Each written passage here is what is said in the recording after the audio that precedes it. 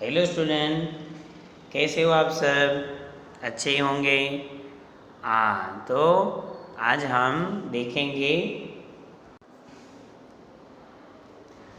हाँ, तो आज हम देखेंगे चैप्टर नंबर कौन सा?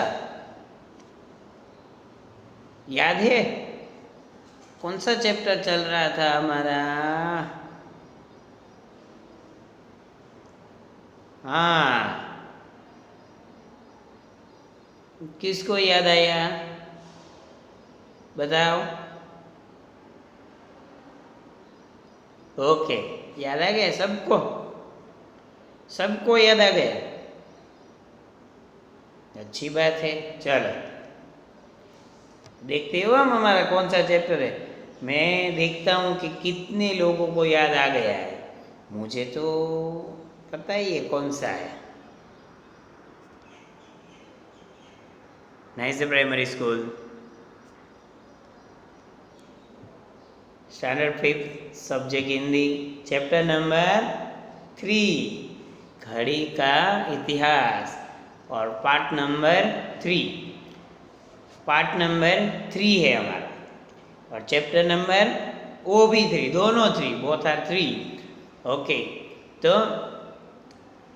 चैप्टर नंबर 3 हमारे हैं घड़ी का इतिहास, कि घड़ी का आविष्कार कैसे हुआ, कहाँ कहाँ हुई, पहले कैसे घड़ी बनती थी, कैसे लोग समय का अंदाज़ा लगाते थे, कैसे लोग समय का पता लगाते थे, वो सब हमने देख लिया ना वो सब हमने। तो उसके बाद आज हम देखने जा रहे हैं कि उसके क्वेश्चन आंसर, घड़ी का इतिहास। तो हमने देखा कि भाई फर्स्ट टाइम किसने हाथ में लगाने वाली घड़ी देखी थी? कैलकुलेटर के आविष्कार करने वाले थे ब्लेज पास्कल। उसने फर्स्ट टाइम ऐसे अपने हाथ में घड़ी बांध कर रखी थी। और उसके बाद हमने सारी घड़ी कौन से टाइम में कहाँ से आई, पूरी हिस्ट्री भी देख ली ईस्वी सन के हिसाब से।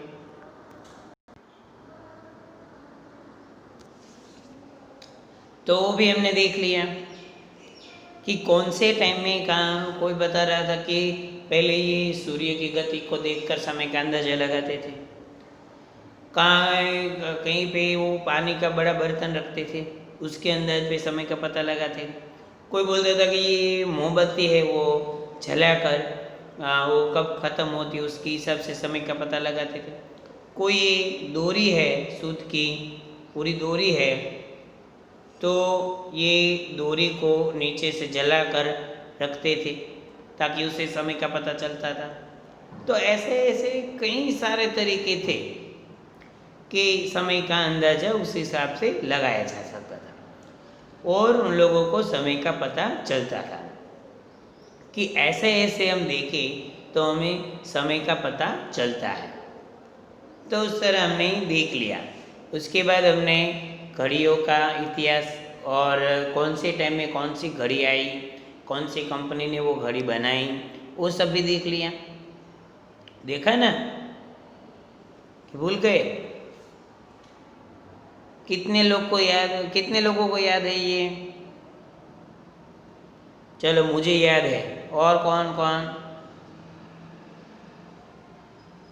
ओ, बहुत सारे लोगों को याद है हाँ भाई, लेकिन वो तो हम देखेंगे अभी क्वेश्चन आंसर में।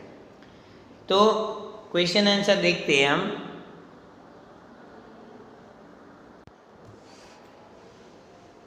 तो आपको पहले फेसबुक में मीनिंग्स है वो लिख देने हैं, समझ गए? मीनिंग्स के बाद हमारे क्वेश्चन आंसर आएंगे।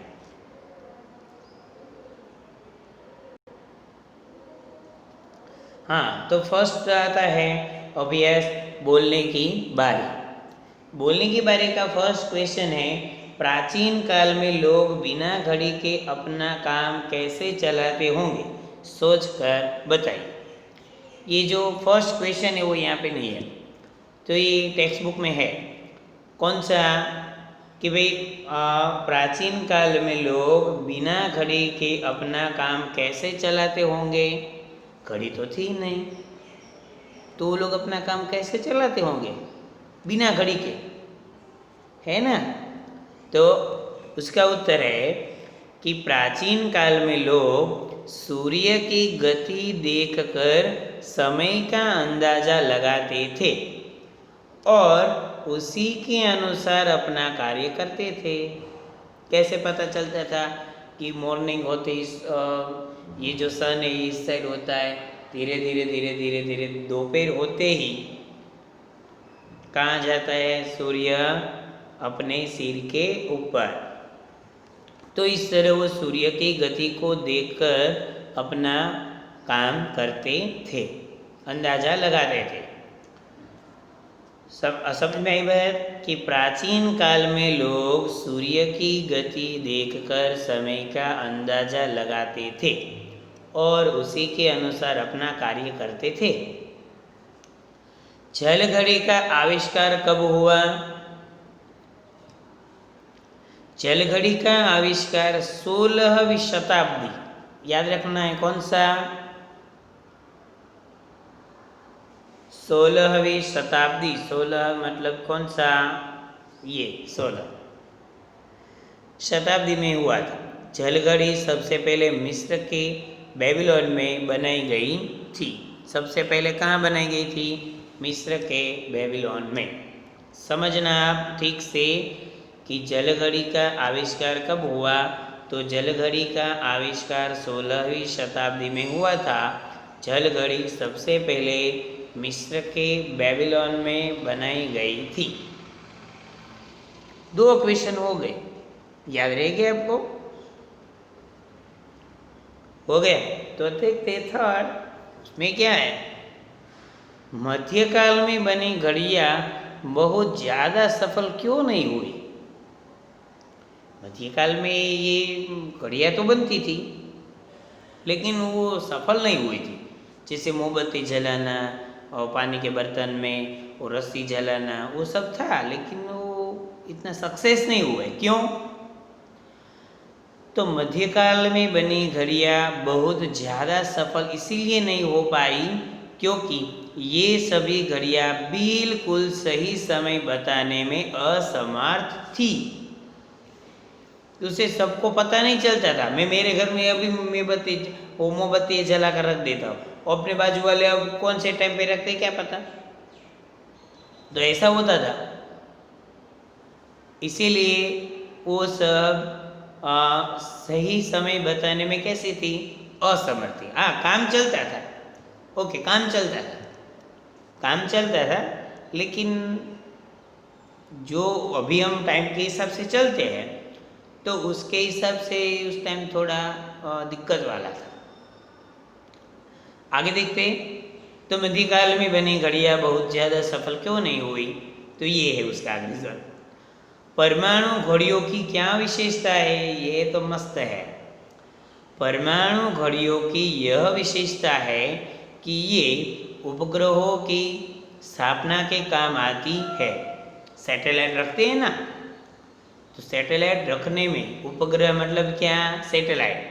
तो उसकी स्थापना यानी कि उसको रखने में तथा इन पर तापमान, गुरुत्वाकर्षण और वायुमंडल के दबाव का कोई प्रभाव नहीं पड़ता। कोई प्रभाव उसके ऊपर नहीं पड़ता है, वो चलती रहती, कुछ भी हो जाए। ये अच्छी है, लेकिन वो कहाँ काम लगती है? सैटेलाइट रखने में। तो 3 क्वेश्चन यहाँ पे हो गए कि प्राचीन काल में लोग समय का अंदाजा कैसे लगाते थे। जल घड़ी का आविष्कार 16वीं शताब्दी में। मध्यकाल में बनी घड़ियाँ बहुत ज़्यादा सफल क्यों नहीं हुई?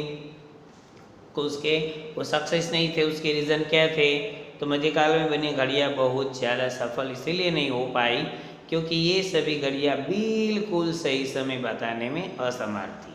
उसके बाद हमने परमाणु घड़ियों की क्या विशेषता है वो भी देख लिया। तो आगे देखते हैं अब हम।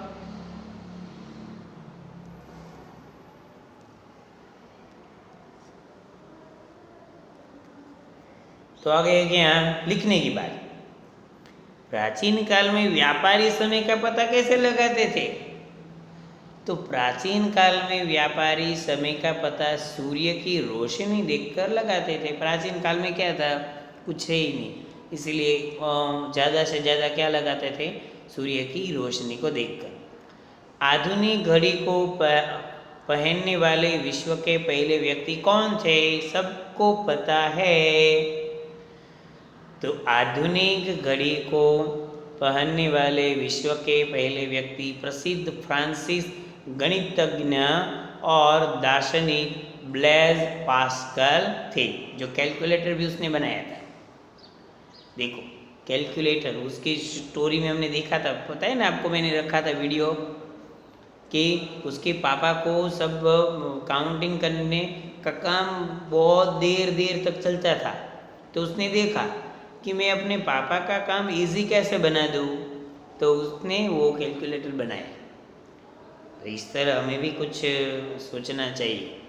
हम तो काम इजी करने के बजाय काम ज़्यादा कर देते, बिगाड़ते हैं, और है ना, नहीं तो अच्छे, सब बच्चे अच्छे हैं हमारे, बिगाड़ते नहीं है। हेल्प करते हो ना, सब हेल्प करते हो, यस।